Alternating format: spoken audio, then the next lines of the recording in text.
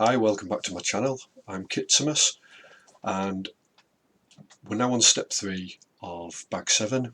This is the final step with bag 7, and what we're going to do is we're going to fit the rear hubs to the chassis. But first of all, we just need to complete the rear hubs. So just taking one of them, and which side have I got here?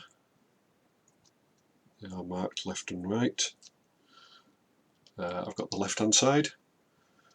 So with the left hand side, I'm just going to take the little hex wheel pin. There we go, got the hex wheel pin, pushed it through the axle, and I'm just going to fit the hex over the top, and then that hex has one of these tiny little cap head screws, and that's going to hold it in place. Put that in using my small hex driver.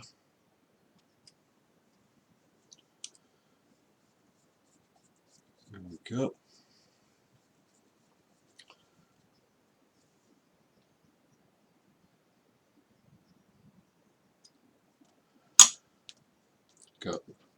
So that's assembled, really nice, no slop in there at all, nice and freely rotating. Put the other components to one side. It's exactly the same, I'll just do it off camera. So if I bring the chassis back, and it's the left hand side that we're building, makes sense. So what we're going to do now is we're going to fit the CVA joint, and it's a little bit loose in there. There's space for these two washers, and again it shows a washer either side, so they're centralised, but I'm sure depending on the placement of the wishbone you can adjust that, and I guess the idea is to get the suspension arms to be parallel, so you want them coming out a straight line. Got my hinge pin there, so what I need to do is first of all start passing the hinge pin in, and then make sure it goes through a washer.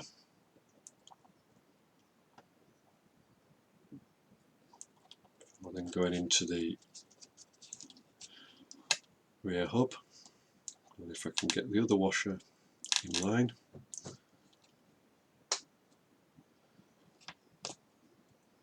the hinge pin should pass right the way through, and it does. So that just smoothly passes all the way through. There we go. And then we've just got an M3 lock nut to go on the end. So put the M3 lock nut over, get the thread started just by hand. There we go. And then I'll take my tools and just tighten that up.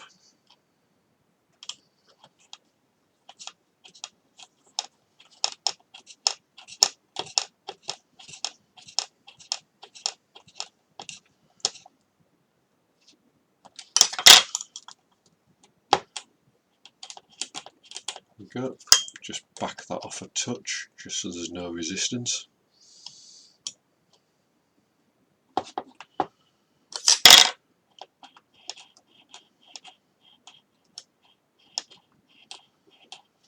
Just a touch more. There we go. It's got no resistance and fit perfectly. And now you can see got the CVA joint in there, and the suspension articulates very smoothly. So I'll do the other side off camera, and I'll see you in the next video, which is step 8. Thank you for watching, and please do subscribe.